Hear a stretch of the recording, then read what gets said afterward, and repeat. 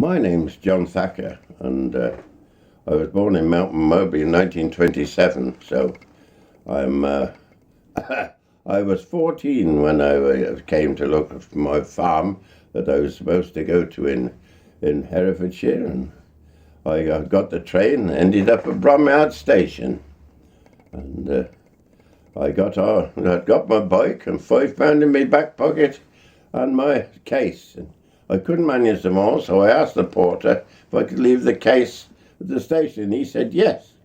And I got on my bike then and cycled up on a bridge by the railway station, and there was a man there, and I said, could you tell me the way to Upper Saby, Wolfalo? And he said he never heard of it. So I thought, well, that was a good start.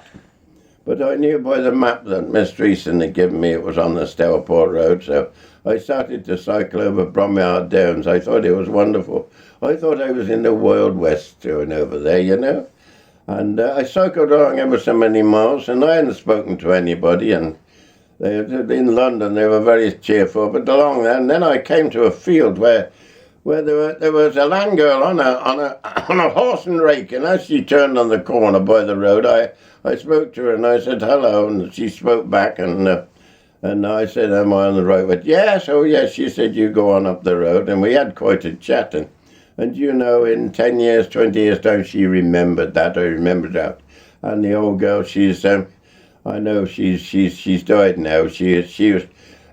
She remembered it for years. It was a funny thing. And I went on up the road past there, and there was a chap with some straw on his back, and he had a pike, and I asked him, and he said, oh, yeah, boy, you go up that lane till you come to a stone pound. And then I said, what's a stone pound? Don't you know? That's where they used to put the cattle, all the stray cattle in the old days. And I said, well, I don't know what a stone pound was. He said, you go up there and then you turn around, you go up an old drive, he said, and you'll come to it. And off I went with my old bike up this drive, and I put my bike against the granary door, which I know now, and went and knocked on the door, and they knew I was coming. And the old lady came and gave me a mug. She said, go down in the barn, they're harvesting. I went down the barn, and there was Jack Miller, Chip and Shirley and the boss down there harvesting. They were having their tea, and they gave me a cup of tea out of a flask, and I think that was the first cup of tea I'd had since morning, and I enjoyed that. Then they said, we're going to fetch some more loads, would you like to come? I said, yeah, I pitched corn before. So I went down and put a couple of loads on, and when I came back and they showed me my room, I tell you what, I was tired that day. I'd remember that day as long as I live. Every hour of it I was tired. When I got to the bed, I did sleep. Well, when I got up in the morning, of course, I had to be shown round the farm, round the cow shed and one thing and another, and they said, can I milk cows? And I said yes, because I'd put my hand on the cow before, but I didn't get any milk, so I had to try again. But they gave me an easy cow, but anyway, I got going and milked ever since. Then I had to separate the milk. I had to go and turn a separator, which separated the milk and the cream, and they made butter. And they made a lot of money of the butter during the war in the black market, a lot of money of that butter. And and then we went harvesting again, and Mr. Bembo came and did the bay, and I unloaded to him, and I think I had a good day, and I think he gave a good account of me that day. And that's how I started the Poswick farm.